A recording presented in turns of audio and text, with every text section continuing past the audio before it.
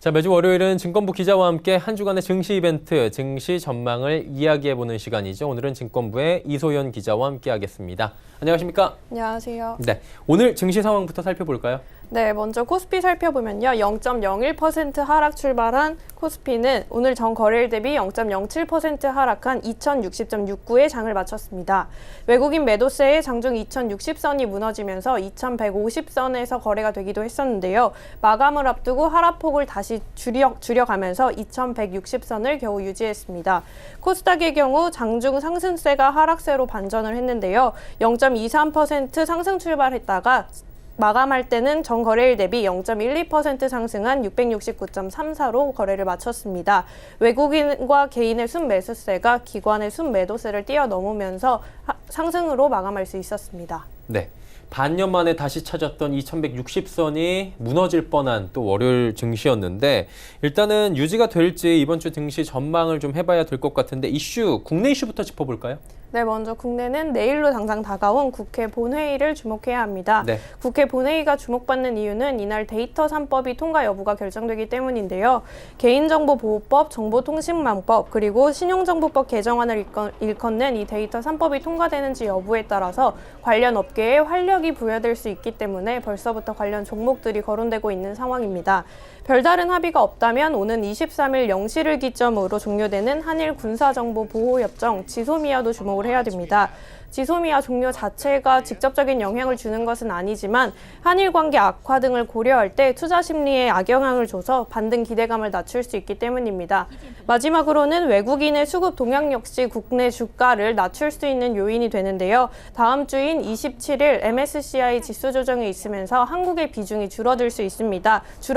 이 때문에 미중 무역 분쟁 상황, MSCI 지수 조정, 그리고 홍콩의 시위 등을 고려해서 외국인들이 매도세에 나선다면 주가 반등이 어려울 수 있는 상황입니다. 본회의부터 지소미아가 유지될지 이대로 파기가 될지 부분까지 봐야 될 부분들이 굉장히 국내 시장에서도 많을 것 같은데 그러면 해외 이슈들도 살펴볼까요? 네, 일단 우선 오는 20일에 FOMC 의사록이 공개가 됩니다. 연준의 의사록은 향후 금리 정책을 가늠케 하는 지표이기 때문에 의사록이 공개된 이후에 시장이 반응할 것으로 보이고요. 또한 지겨울 정도로 계속 얘기가 되고 있긴 한데 미중 무역 분쟁도 빼놓을 수는 없습니다. 현지 시간으로 지난 15일 레리 커들로 미국 국가경제위원회 위원장이 무역 합의에 근접하고 있다고 언급하면서 미국의 3대 주가지수는 모두 사상 최고치를 경신한 바 있습니다.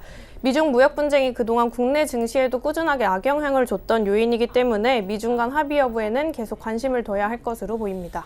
우리 시장에는 조금 지겨운 소재가 될 수 있지만 여전히 영향을 주고 있는 미중 무역 분쟁 합의 부분부터 살펴볼 게 굉장히 또 많을 것 같은데 그렇다면 증권업계에서는 코스피 밴드를 어떻게 예상하고 있습니까? 네, 먼저 한국투자증권은 2100에서 2080선, 하나금융투자는 2100에서 2150선, KF투자증권은 2140에서 2190선, 이베스트투자증권은 2110선에서 2195선으로 각각 전망했습니다. 네, 그래도 2100선은 모두 지킨다라고 하단 밴드를 잡아준 것 같고요. 그렇다면 이번 주에 주목할 만한 종목들이 있나요? 네, 먼저 앞서 말했던 데이터 3법과 관련한 종목인데요. 나승도 SK증권연구원은 비식별화된 정보를 활용하는 관련 기술을 가진 곳에서는 파스닷컴이 가장 앞서고 있다고 생각한다고 언급했고요. 파스닷컴 외에는 휴네시온, 보안 관련 업체인 라운시큐어 등을 언급했습니다. 다음으로는 시장 흐름과 관련된 종목인데요. 김대준 한국투자증권연구원은 이번 한 주는 이익 모멘텀이 양호하고 외부 요인에 덜 민감한 종목을 중심으로 대응하라면서 SK텔레콤, LG, 휴젤, 한국타이어앤테크놀로지, 바텍 등을 추천 종목으로 제시했습니다. 네, 한 주간의 증시 전망들 함께 했고요. 증권부의 이소연 기자와 함께 했습니다. 고맙습니다. 감사합니다.